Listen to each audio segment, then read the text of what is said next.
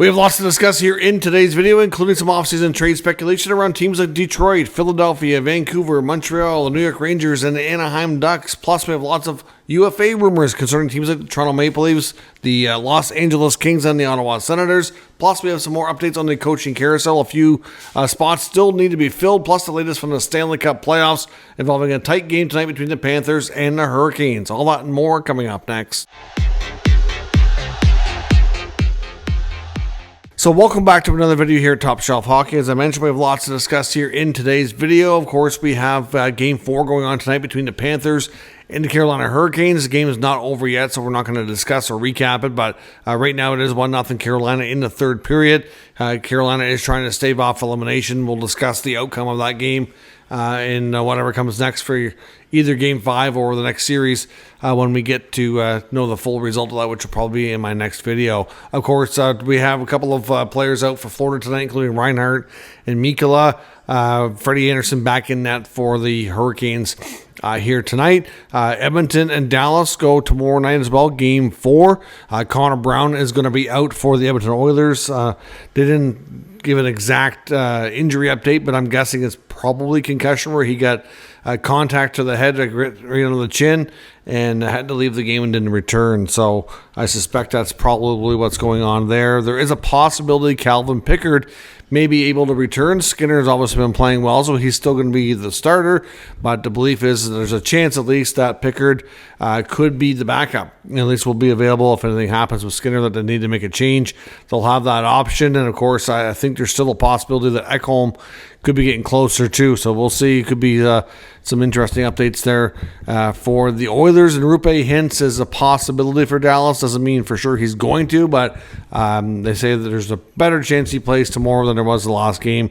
But I don't know for sure. I know after the last game, Pete DeBoer said he wasn't close to playing, so we'll see. I know they're kind of keeping a lot of information kind of tight-lipped on availability and injuries and such, so we'll have to wait and see where things go on that front. A few updates in the coaching world. There's a couple of openings that are still lingering here, like the Bruins and the Kraken. Apparently, Toronto Maple Leafs assistant and former New York Islanders bench boss Lane Lambert is one of the top contenders for the Kraken job. It's hard to say exactly if he's going to be the front leading contender, but he is in contention and one of the finalists by the sounds of things. I know they talked to a variety of people there as well, so he may be leaving Toronto. There may be an opening on their staff if he gets that job, but we'll have to wait and find out. And in Boston, they're beginning round 2 of interviews, if you will. They interviewed approximately 15 different people in round 1, so I'm not sure exactly who the finalists are going to be or who the top contenders are. I know one name that was going to bounce around a bit was Jay Woodcroft, former bench boss of the Oilers. We've heard Jay Leach. We've heard Marco Sturm. There's a bunch of others here as well. So we'll see where things go on that front. Hopefully these two teams have a head coach soon, and all these vacancies will end up being filled. One player that's leaving the NHL, and that's after having a season where he bounced around a lot, and that's former Vegas Golden Knight draft pick and former, mostly known first time in Ottawa, Erik Brannstrom, has signed a 3-year contract to play in the Swiss League with the Lausanne Ice Tigers. So he will be over there for the next foreseeable future. Obviously, at one point, he was a very highly touted prospect that the Vegas took 15th overall in their very first draft going into their first season. Of course, they ended up trading all 3 of those first-round picks, which also included Nick Suzuki and Cody Glass. Brannstrom was a player that the Senators were very, very high on and were willing to, they didn't really have a lot of a choice, but they ended up having to trade Mark Stone, and he was a centerpiece of players that came back in that deal. He did have a 3-year run where he was a fairly regular, mostly NHL defenseman, but wasn't really living up to the hype that came with his draft status, unfortunately. And at the end of last year, the Senators decided they wanted a different type of defenseman to play third pair minutes. They wanted a guy more like Tyler Clevin, so they moved on, and he ended up signing in Colorado, but then ended up finding himself going from the Avalanche. I know he ended up with the Canucks. I believe he finished with the Sabres, and I think there was another stop in there in between as well. And after playing with basically for 4 teams this past year, I think he's kind of had enough and wants a little bit more stability in his life, which you can understand and don't blame him. So he gets a 3-year deal over in the Swiss League. It's hard to say what NHL options, if any, he would have had for the coming year. A few updates as well regarding some UFA players that are some speculation and RFAs as well. The latest reports from Dave Pagnotta today had an update on the Ottawa Senators have re-engaged and started conversations around a new contract with veteran Claude Giroux. As everybody said at the end of last season, just I guess number of weeks back here, that Giroux and Ottawa both have mutual interest to make it work and get a new deal in place. Obviously, going to go through the negotiation process. There is going to be a little bit of a feeling out process, but the belief is he's going to obviously take a little bit of a discount compared to his last contract at $6.5 million. I'm not sure if he's looking for term or whatnot, but the belief was it was going to be somewhere around $4 million. Might get it done, 4.5, something like that.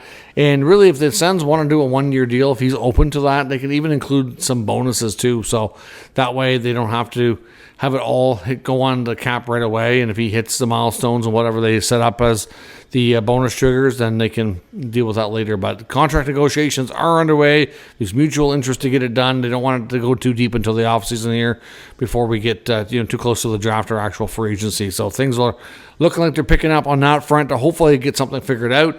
Elliotte Friedman's reporting that when it comes to Gavrikov in Los Angeles, a lot of people were of the belief going towards the NHL trade deadline and into the latter part of the season that it was very, very likely, almost a slam dunk, if you will, that Gavrikov would be re-signing and remaining with the Los Angeles Kings. And now there's not so much certainty, according to Elliotte. He's saying that with all the changes within the team and management, that those sources that he has around the Los Angeles Kings are telling him that they aren't so sure now, and there's actually some doubt. So Gavrikov might be a defenseman that's has a chance to hit the market here on July 1, and if he does, like I said, it's not that deep of a free agent pool. I think he'll have the opportunity to get paid pretty well. So a lot of teams are probably monitoring that situation because he's played a lot of minutes and important roles for the Kings since arriving there. Was good for Columbus before being dealt to the Kings as well. So Gavrikov will be another player that might be available to teams that they weren't expecting. So we'll see where that goes.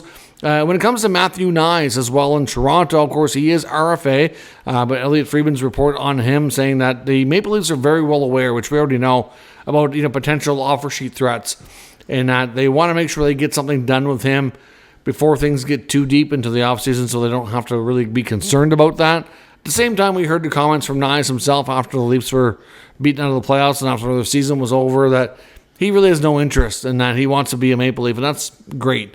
And I don't think that really the Leafs are too concerned about it. The only problem here is that if it drags on, teams will eventually keep pushing, and he has to sign an offer sheet for it to go anywhere. But ultimately, teams will try. There's no doubt. He's a great player. He's young. He's power forward. He's only going to continue to get better. Hasn't hit his peak yet. So there will be interest. The belief is what he's looking for in a contract is a 3 to 5 year deal. Doesn't sound like he wants to go 7 or 8 years. So 3 to 5. So he's probably taking the Austin Matthews approach here, if you will. Somewhere around $7 million is the belief, is what the reports are indicating that he's looking for. So we'll see. AFP Analytics, who's my go-to source for kind of judging what contracts are going to be worked out to, have estimated if he went long-term, a long-term 7-year deal, they would estimate around 7.2. In a short-term, like a bridge deal, like a 2-year deal, would only be like 4.5. So now that could have changed a bit as well, because I think that was their projection before the end of the season. Of course, he had a good playoff performance, so it could have gone up some. But yeah, so that's kind of what he's looking for. And if the team wants to offer sheet him, they can try. Doesn't seem like there's a lot of interest. The only thing is, though, is the other thing, too, is with the Maple Leafs that I know Friedman and a few others are reporting that, on his latest podcast that came out today, was that they really need to get a sense from Mitch Marner what's going to happen here. Obviously, they'll talk to Mitch, and I'm not sure what the appetite is to re-sign him. We don't know. I mean, we believe that, both sides are probably thinking that it's time for a fresh start, but, at the same time, he's still a Leaf asset, and they have to make a decision. If they can get him signed for the right deal, maybe they do consider keeping him after all, but they need to know from him what is the intentions. And if he absolutely insists, which we believe he has up to this point, that he's taking his services to market on July 1, then they're going to probably go ahead and want to get Knies done early. And they just, same thing with Tavares, like another situation where they want to get ahead of stuff so that when they get to July 1, they know what they have to work with. And it could leave them in a difficult situation where the longer things go without having a little clarity on Marner, they could end up having a really that much of a tougher time replacing him if he does leave. So we'll have to see where things go on that front. But for right now, the belief is they're not too concerned about a Knies offer sheet, and that's what the contract expectations are, according to inside sources that have knowledge of that situation. Around some trade talk, or looking around the NHL, one player that veteran player that might be a little bit challenging and difficult to move, but Detroit apparently is considering trying to find a fresh start on a 1-year deal that's left for here for Vladimir Tarasenko. They signed him as a UFA last year in a 2-year deal. It wasn't a great fit at all. Only put up 11 goals. Does have some protection in his contract as well for trade, so he'd have to work with them. But the belief is they do have a few veteran contracts that they would be more than happy to move on from if the options were presented and not too steep at prices. I know Andrew Kopp's another one that they'd love to move, but that's going to be proving probably pretty difficult to do. But Tarasenko is a guy that they're open to. Now, they may not really have a ton of options, but one team that I kind of wondered about, because they do have a bunch of UFA wingers like Mangiapane and Radish and a couple other guys there in Washington. So I wonder about, maybe teaming up with his buddy Ovechkin. They're going to need some cheaper contracts. He's not making a ton of money. He's making over $4 million. If Detroit was willing to eat a little bit of that money, it might make it easier. But again, that's not going to. They probably don't have a huge appetite for that, so it's going to be tricky. But the Red Wings, at the end of the day, are open to moving Tarasenko. They'd like to see if they can find a better fit for him and free up some money. But again, not easy to do. Flyers defenseman Rasmus Ristolainen is a player that very well could be moved this offseason. He's recovering from injury now. According to some sources, the Maple Leafs were high on Ristolainen, and before they traded for Brandon Carlo, they were having a lot of conversations with the Flyers about the services of Ristolainen, and they tried. But the asking price was just way too high and out of their reach. Now, looking at what they ended up paying Boston for Carlo, I'm wondering why the Flyers wouldn't have taken a similar deal that Boston ended up taking. Really, to be honest, I think that to me sounded pretty reasonable, but we don't know the exact details of the offer, just that the Leafs were in on him, tried and didn't get the deal done. Obviously in Philly, they're still going to be looking to make some more moves here, reshaping this team. So there's a number of players on this team that likely could be available, but Ristolainen is certainly at the forefront. But again, contract and health status and everything could certainly complicate things for sure. And I also want to take a look at a Canucks article from the Daily Hive, looking at some trade targets here for Vancouver that they feel the team needs to be looking at over this offseason. Of course, we know the team is in transition. They could definitely use some more depth at center. They're going to probably need at least one scoring winger, if not more. They have some guys in free agency that are quite likely to go. It doesn't sound like Connor Garland's eager to sign an extension. They could be down Besser. They could be down Garland if he wants to move. They could be down Suter, who's probably priced himself out of Vancouver. You want to try to keep Quinn Hughes happy. You want to try to keep the team competitive. And it's not going to be an easy task by any means.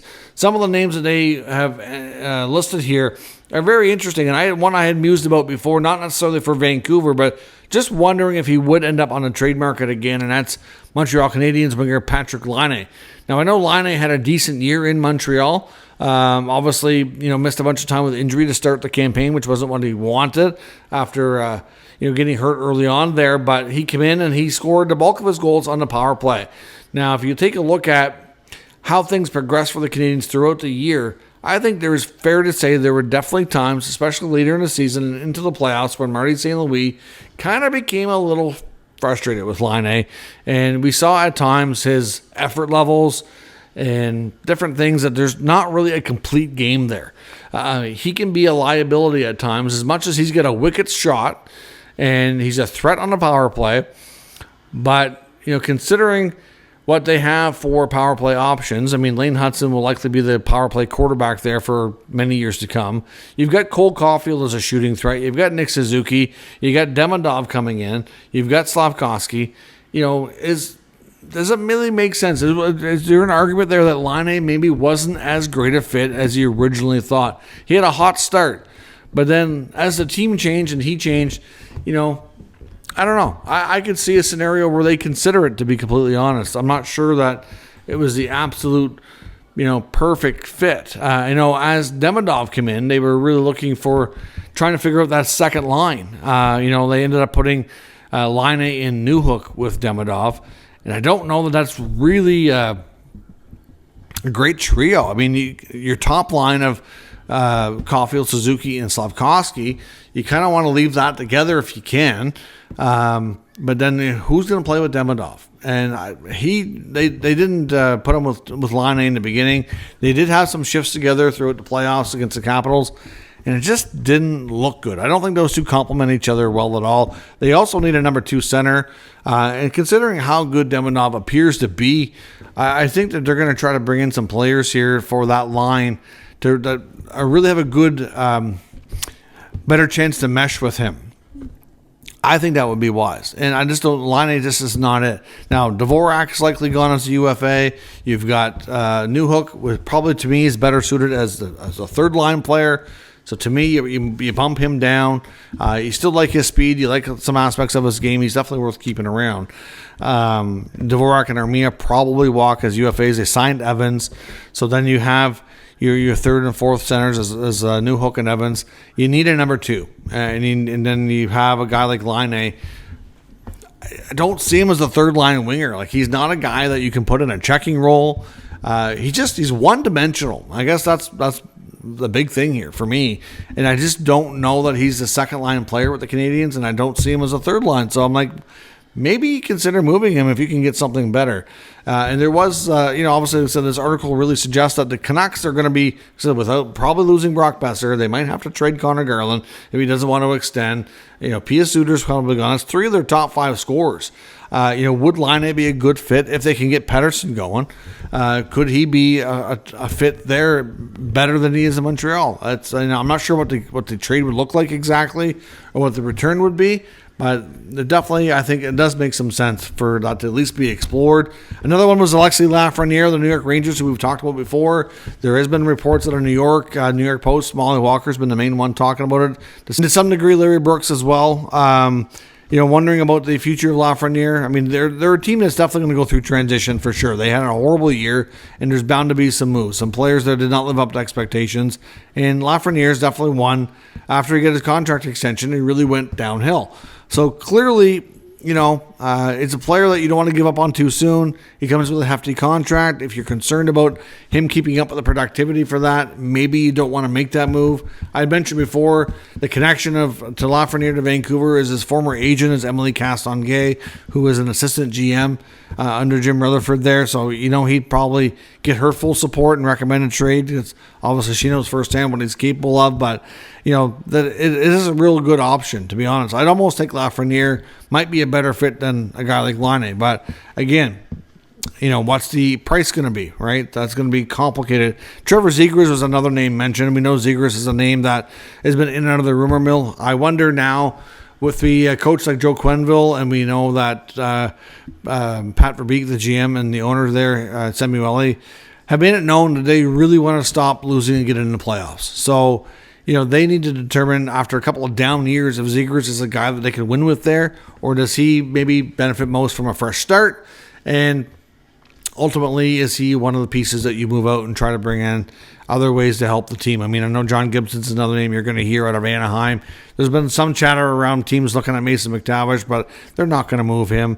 I really doubt it. I mean, they could try offer sheeting him, but you're going to have to pay so much that it's probably not going to be worth it. I really think they see McTavish as a huge piece, definitely top 6 material, ideally first-line center probably. Between him and Leo Carlson, it's almost like a 1A, 1B for your top 2 lines. So ultimately, I think they're in good shape that way. I'd be shocked, to be honest, if they move McTavish. But Zegras, not so much. I think it's a possibility. I'm not sure if he's really going to fit what Vancouver needs. I think he comes with a little bit more risk. You don't know really what you're getting, whereas they already have that with Pettersson. They're wondering, is he going to bounce back? Laine, you know what he is. He's a pure goal scorer, and you just need to get him the right line mates that he can mesh with.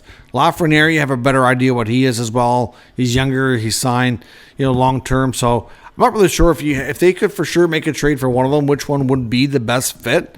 I'd probably go with Lafreniere, but again, which one's the most likely? It's hard to say. I would say it's a real possibility that all three could be names that you see and continue to hear throughout the offseason and could find themselves move. I don't know all three will end up being traded, but I can see one or two for sure.